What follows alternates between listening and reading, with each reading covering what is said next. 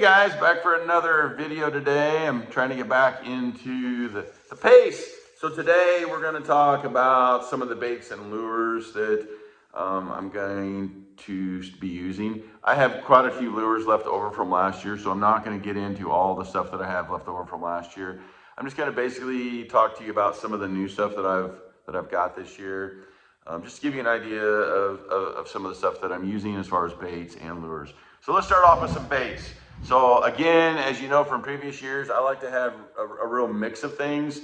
I like to have some more mild baits. I like to have some more potent baits. I like to have different kinds of baits with different kinds of meats, not just, you know, the old Bob Nelson Bobcat formula. I like to have a little bit of everything. I like to have some baits that have got, you know, muskrat in there, or maybe beaver, or maybe mice, or maybe, you know, bobcats, or maybe a variety of different things.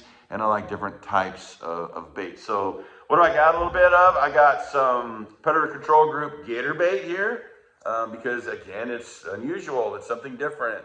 I like having different things. I've got some Kellen's Brothers Red Label Predator bait, right? Again, it's kind of different. Of course, I've got a little Soul Taker because I want some of that, some skunky kind of bait in there as well. And then I have some of my go-tos, which is like Hiawatha Valley from Tim Cavins, which is like one of my go-tos of all time. I have a couple of jars of that. A little Top Dog Predator bait. I was tempted to try the Mighty Dog Predator bait because now they have a different one, but I actually just went with the regular Top Dog. I like it. It's a little bit more mild than some of these other ones, and I love this Top Dog early season a lot. And then I have some Cavins Predator Bait Plus. I like this because it's got a good mix of baits with some glands and some other things in here as well. So it's kind of like, you know, a little bit of a different kind of bait, not just the same old, same old.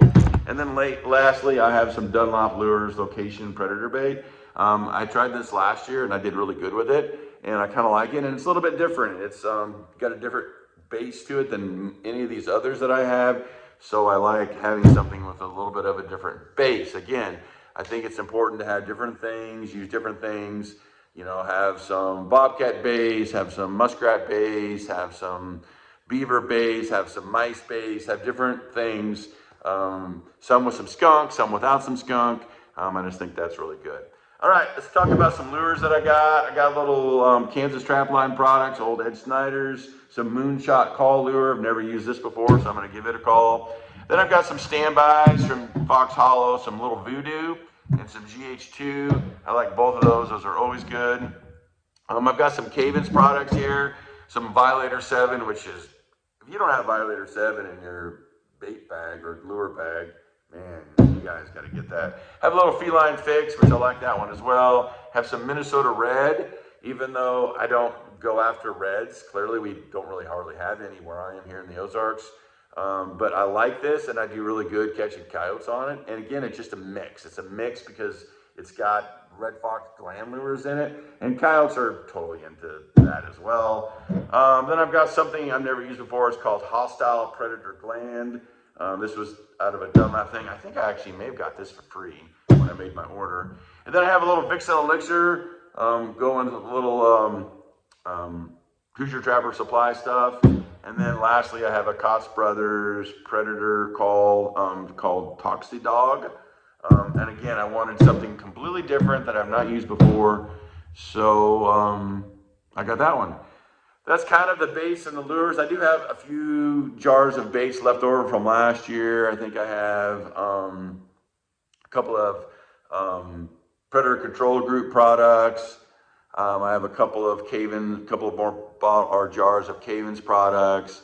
I think I have some more Dunlop's products as well. I think I have a half a jar at least of Soul Taker. So I had several jars left over from last year as well. And then I have a pile of lures left over, but you know, I'm always carrying 20 different lures, it seems like, in my bag. So now I have a pretty good mix of different things to start off with. I'm looking forward to getting started. The season here starts on November 15th, but I'll be out of town on the 15th and the 16th working. So I probably won't get to put traps in the ground until the 17th, maybe the 18th, somewhere in that range, depending upon some of the landowners that I have that may or may not still be deer hunting, that kind of stuff. But I'm gonna try to get traps in the ground on the 17th. And then keep them in the ground for about 10 days. And then I gotta leave and go to work again on like the 28th or 29th of November. But that's just for like a couple days. And so then I'll be able to come back and have traps in the ground in another location for probably a week or so. Then I gotta work a little bit more, and then I'll probably move to a different location. I have about 10 or 12 days I can put traps in the ground, and then I got to work for 2 or 3 days, and then I have 6 weeks straight where I don't have to work at all, and I'll just be trapping for 6 weeks straight. So it's going to be hit and miss for the first like month and a half, and then the end of December, all of January, I'll be straight through 6 weeks straight of trapping. So that's kind of my plan for the year. So let me know in the comments what you're doing. Are you going to be able to trap the whole season? Are you not going to be able to trap the whole season? When I retired, I really thought that I would just be trapping the whole entire season. But that didn't really work out just because I ended up with this other job of, well, I'm really working for myself, but this other job, and I'll shoot a whole video about it another time. But so I'm not just trapping the entire season, but I should be able to get about 2 months of trapping in. So that's pretty good. If I can do 8 or 9 weeks, I'll be pretty happy about that.